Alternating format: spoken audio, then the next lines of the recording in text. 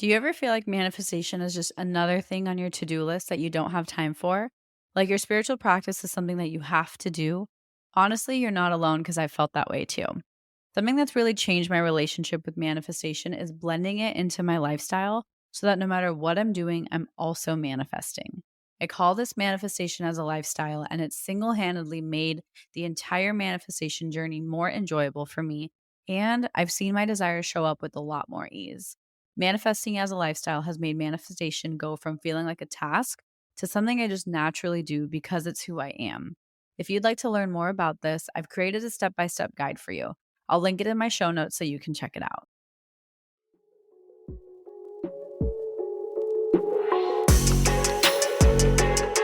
Hey, love, welcome to Affirm It Express, the mini series within the podcast that's all about giving you a quick spiritual boost. In each episode, I'll share affirmations or a quick tip to help you stay in your best energy.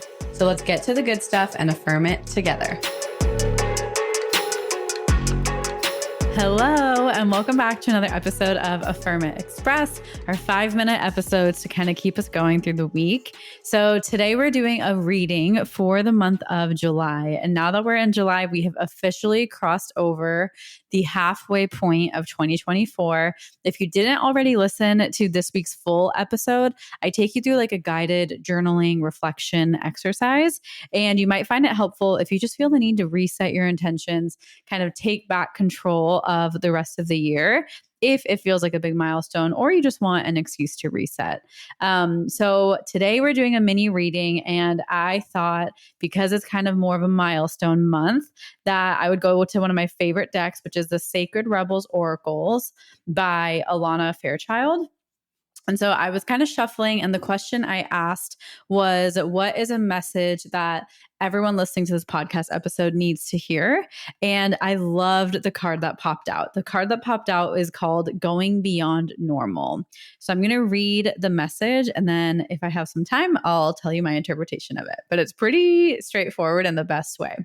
So it says, on the path of life, there are deciding moments where we can choose to go with the mainstream, or we can dare to take a bolder, more authentic energy and trusting way, even if it seems riskier or less safe. To rely solely on logic and science without incorporating the mysterious and magical is a recipe for an experience that is far too dry.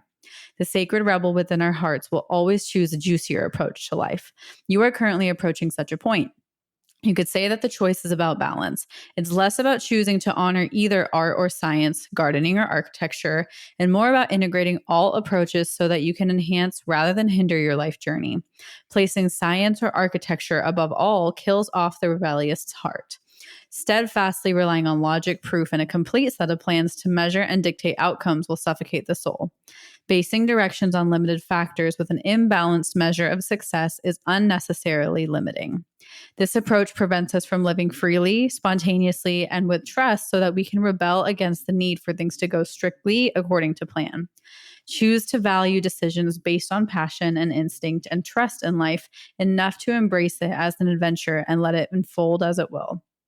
There is a time and a place for logic, strategy, planning, and measurable outcomes. These are not bad tools to have, but we must be vigilant not to worship them or allow them to quash our less rational but equally valuable decision-making tools, like our intuition, feelings, and those things you know without knowing how you know them.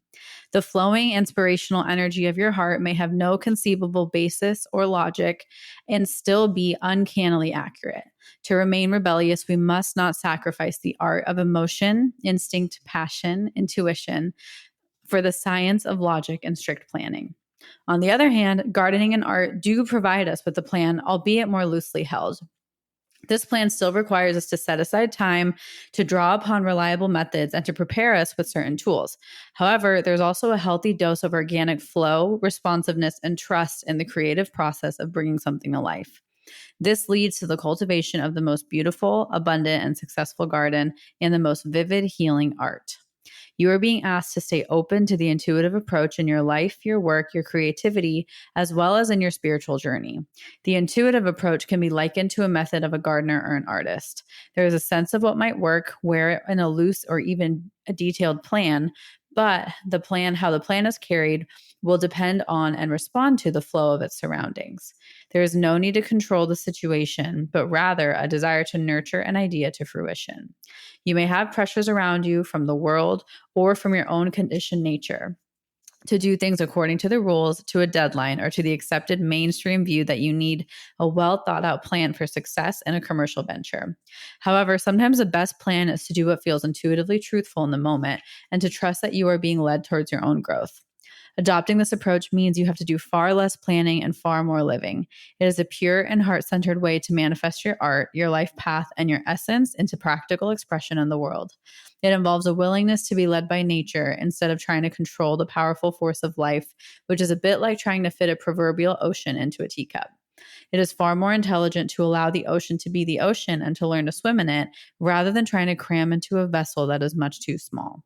This oracle brings you a special piece of guidance. You are moving outside the plan. You are living on the border of what is socially accepted, and this is good.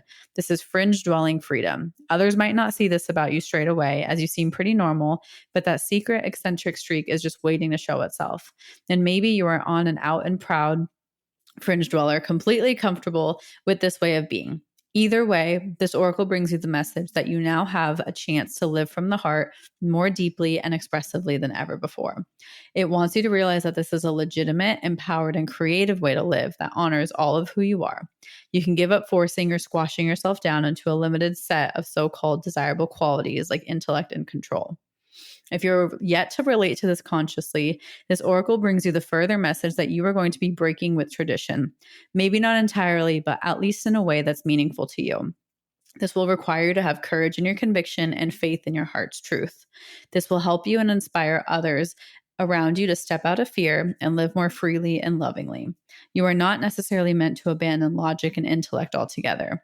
You are to use them to serve the desires of your heart rather than to replace its naturally spontaneous and truthful nature with controlled planning and narrow strategy.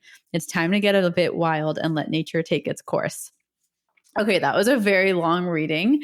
But essentially, I feel like it was pretty straightforward. I am so curious to see if this message resonates with you, if you've been already seeing yourself step outside of the norms of society. Honestly, the fact that you're listening to this podcast already proves that you are a little bit more living on the edge. But if that gives you any inspiration for the next 6 months, is don't be afraid to go against the grain, to go beyond normal, go beyond what's mainstream, and let yourself be a little bit wild and let your heart lead the way rather than your logic. So I hope that message resonated with you, and I will see you next week. Bye.